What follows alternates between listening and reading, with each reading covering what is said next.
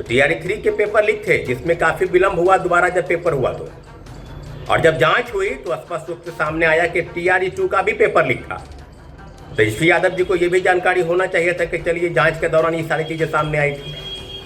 जिस प्रकार से व्यापक रूप से धांधली सेटिंग करके लोग अभ्यर्थी लोग शिक्षक बन गए, फर्जी CSTET, फर्जी सीटेट, फर्जी DLED, फर्जी डोमिसाइल, फर्जी दिव्यांग, कोई फर्जीवाड़ा का अंत नहीं है। इसलिए इस खेल में मत फंसिए। अगर आपको वाकई में युवाओं के प्रति आपकी इतनी सहानुभूति है तो आप मुख्यमंत्री से मिले, ज्ञापन सौंपे, राजभवन जाए। जब बिहार में सत्ता परिवर्तन हो रहा है, जब बिहार में मुख्यमंत्री की बागडोर की कुर्सी किसी अन्य को दी जा रही है, यानी नीतीश कुमार जी का शासन अब नहीं रहेगा, तब तेजस्वी यादव का ट्वीट आया है। तो ये बात आप बिल्कुल समझ लीजिए कि जब अभ्यर्थियों के ऊपर लाठीचार्ज होता है, जब अभ्यर्थियों के ऊपर गिरफ्तारी होती है, तो उस समय तेजस्वी यादव को टाइम नहीं रहता है ट्वीट करने का। लेकिन नेता प्रतिपक्ष तेजस्वी यादव सुबह सुबह TRE-4 को लेकर एक प्लेटफॉर्म के माध्यम से सरकार को घेरते हुए नजर आए और कहा कि काफी लंबे समय से जो TRE-4 के अभ्यर्थी हैं वो इंतजार कर रहे हैं कि वैकेंसी आए, लेकिन अब तक वैकेंसी नहीं आ रहा है। इसको लेकर अभ्यर्थी भी परेशान हैं, लगातार आंदोलन भी कर रहे हैं और साफ शब्दों में कहा कि जल्द से जल्द अगर TRE-4 का वैकेंसी नहीं जारी होता है तो सड़क से लेकर सदन तक आंदोलन जारी रहेगा। इसको लेकर जो है छात्र नेता सौरभ ने क्या कुछ कहा है उनके ट्वीट के बाद, सुनिए। नमस्ते, नमस्कार साथियों, जय हिंद। BPSC चौथे फेज की बहाली है तो आज राज्य के पूर्व मुख्यमंत्री और नेता प्रतिपक्ष तेजस्वी यादव का ट्वीट आया है। अच्छी बात है कि अच्छी पहल की गई है उनके तरफ से।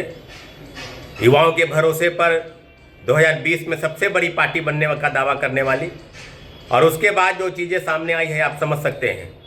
2 वादे उन्होंने चुनाव के दौरान किए थे। पहला वादा कि राज्य की जो नौकरी होगी, यानी बिहार सरकार जो नौकरी देगी, उसमें सबसे पहला हक जो होगा वो बिहार के लोगों का होगा, यानी स्थानीय डोमिसाइल नीति, आरक्षण नीति जो है वो लागू करेंगे। दूसरा, पेपर लीक धांधली सेटिंग पर बखौफ रूप से वो ये सब चीज़ों को रोकने का काम करेंगे। अब आप समझिए कि पेपर लीक धांधली सेटिंग का जहाँ तक सवाल है, तो पेपर क्या रुक गया? पेपर लीक धांधली सेटिंग क्या इस पर राज्य सरकार सफलता प्राप्त कर ली? आपने जिक्र किया कि TRE-1, TRE-2, तो TRE-3 के पेपर लीक थे, जिसमें काफी विलंब हुआ दोबारा जब पेपर हुआ तो। और जब जांच हुई तो स्पष्ट रूप से सामने आया कि TRE-2 का भी पेपर लीक था। तेजस्वी यादव जी को यह भी जानकारी होना चाहिए था कि चलिए जांच के दौरान ये सारी चीजें सामने आई थी। जिस प्रकार से व्यापक रूप से धांधली सेटिंग करके लोग अभ्यर्थी लोग शिक्षक बन गए, फर्जी CSTET, फर्जी सीटेट, फर्जी DLED, फर्जी डोमिसाइल, फर्जी दिव्यांग, कोई फर्जीवाड़ा का अंत नहीं है।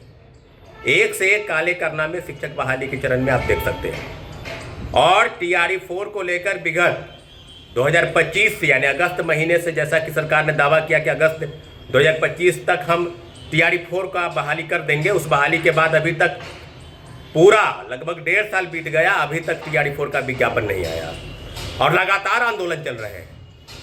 हर महीने 1 से 2 आंदोलन होते रहे हैं। आप जैसे देखे होंगे कि सितंबर और अक्टूबर महीने में आंदोलन हुए, उसके बाद चुनाव के बाद लगातार आंदोलन हो रहे हैं। तो आज तेजस्वी यादव जी ट्वीट कर रहे हैं, कब कर रहे हैं? जब बिहार में सत्ता परिवर्तन हो रहा है, जब बिहार में मुख्यमंत्री की बागडोर की कुर्सी किसी अन्य को दी जा रही है, यानी नीतीश कुमार जी का शासन अब नहीं रहेगा, तब तेजस्वी यादव का ट्वीट आया है।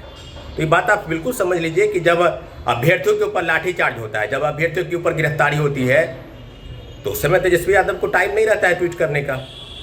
आप नेता प्रतिपक्ष हैं, आपकी बखूबी आपको होना चाहिए कि आपकी सबसे बड़ा जो युवाओं का रोल है, या युवाओं का आप अगर रोल मॉडल माने जाते हैं, और सबसे ज़्यादा अगर आपकी सत्ता सरकार में द्वारा वापसी अगर आप चाहते हैं, तो आपको युवाओं की बात करनी होगी, आपको रोजगार की बात करनी होगी।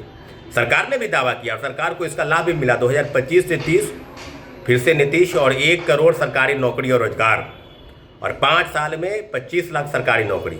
ये तो वादा है, ये तो वादा दिए गए अभ्यर्थियों को, युवाओं को, बेरोजगारों को, तभी तो उनको सत्ता में दोबारा वापस आना पड़ा। तो फिर ये तेजस्वी यादव जी इसको बखूबी जानते हैं, लेकिन ये दोहरी नीति का चाल नहीं चले, क्योंकि अगर आप बिहार के नागरिकों के प्रति, बिहार के युवाओं के प्रति आपकी वाकई में सहानुभूति है, तो ये सहानुभूति हमेशा दिखाई देनी चाहिए। चुनाव के वक्त भी आपने वादा किया डोमिसाइल पर, तो जब डोमिसाइल नीति हटाया गया उस समय में आप उप मुख्यमंत्री थे, ये बात आपको बखूबी याद रहनी चाहिए। लेकिन अब नहीं, अब जब डोमिसाइल नीति लगा है, तब से बिहार में शिक्षकों की बहाली नहीं हुई। और चौथे चरण में यानी जो स्थानीय आरक्षण नीति है वो लागू होना है, महिलाओं को 35% का आरक्षण मिलना है वो लागू होना है, लेकिन इसके बावजूद भी बहाली नहीं आ रही। तेजस्वी यादव जी को हम लोग अभ्यर्थियों की तरफ से साधुवाद देते हैं, उनको धन्यवाद देते हैं कि आपने इतने महत्वपूर्ण विषय को ट्वीट के माध्यम से उठाया है। लेकिन अगर आपकी सरकार में आपको युवाओं के प्रति, उनके बेरोजगारों के प्रति आपकी सहनशीलता है या आपकी इतनी गंभीरता है, तो कभी आप मुख्यमंत्री से भी मिलकर ज्ञापन सौंपे, कभी आप उसके लिए सड़क पर भी उतरे। सिर्फ ट्वीट करने से नहीं होगा। जब लाठीचार्ज अभ्यर्थियों के ऊपर होता है, फर्जी FIR होता है, कई प्रोटेस्टर, सिर्फ शिक्षक बहाली नहीं, बिहार के कई विषय हैं। SSC का मामला है, कंप्यूटर की बहाली है, लाइब्रेरी की बहाली जो 17% नहीं वो मामला है, तो बहुत सारे मामले हैं बिहार में। लेकिन इन सब विषयों पर तेजस्वी यादव के पास समय नहीं होता है, टाइम नहीं होता है। अभ्यर्थियों से मिले, ट्वीट करे या उनके लिए कुछ भी आवश्यक कदम उठाना हो उठाए। लेकिन आज वो TRE-4 को लेकर इतने चिंतित हैं कि उन्होंने ट्वीट किया है। अगर वाकई में आपको चिंता है तो आप बैठिए, आप मुलाकात कीजिए नए CM से, जो CM बनेंगे, उनको ज्ञापन सौंपिए, राजभवन को ज्ञापन सौंपिए और बताइए कि TRE-4 का विज्ञापन क्यों नहीं आ रहा है। जब BPSC को अधियाचना मिल चुकी है शिक्षा विभाग से सब काम को रजिस्टर करा के, इसके बावजूद भी याचना नहीं आई, विज्ञापन जारी नहीं हुआ, तो कहीं ना कहीं राज्य सरकार की विफलता है या BPSC की विफलता है। तो ये जो छात्रों अभ्यर्थियों के बहाने राजनीतिक रोटी सेकने का प्रयास चल रहा है, ये नहीं चलेगा। इसलिए इस खेल में मत फंसिए। अगर आपको वाकई में युवाओं के प्रति आपकी इतनी सहानुभूति है तो आप मुख्यमंत्री से मिले, ज्ञापन सौंपे, राजभवन जाए, तब पता चलेगा कि हाँ वाकई में युवाओं का दर्द क्या होता है, बेरोजगारी का दंश क्या होता है। आप नेता प्रतिपक्ष है, बखूबी आपको ये बात पता होना चाहिए कि बिहार किस प्रकार से बेरोजगारी के दौर से बेरोजगारी के दंश झेल रहा है और लाखों युवाओं, लाखों अभ्यर्थी TRE-4 के विज्ञापन का इंतजार कर रहे हैं साथियों। तो इस बात तेजस्वी यादव जी को धन्यवाद। लेकिन तेजस्वी यादव जी, आप सड़क पर उतरिए, अपने ये दोहरी रणनीति खेलकर अभ्यर्थियों को अपने जाल में मत फंसाइए। बहुत बहुत धन्यवाद। तो आपने सुना कि उन्होंने साफ शब्दों में कहा कि जिस तरह से नेता प्रतिपक्ष तेजस्वी यादव ने ये पहल की और ये अच्छी पहल है, लेकिन जिस तरह से 2020 में नेता प्रतिपक्ष तेजस्वी यादव ने ये दावा किया था और ये वादा किया था कि अगर महागठबंधन की सरकार बनती है तो सबसे पहला जो फोकस है वो इस पर किया जाएगा कि स्थानीय डोमिसाइल नीति जो है वो लागू किया जाएगा और जो पेपर लीक की धांधली होती है उसे रोका जाएगा। ऐसे ही तमाम खबरों के लिए देखते रहिए NBC 24। धन्यवाद।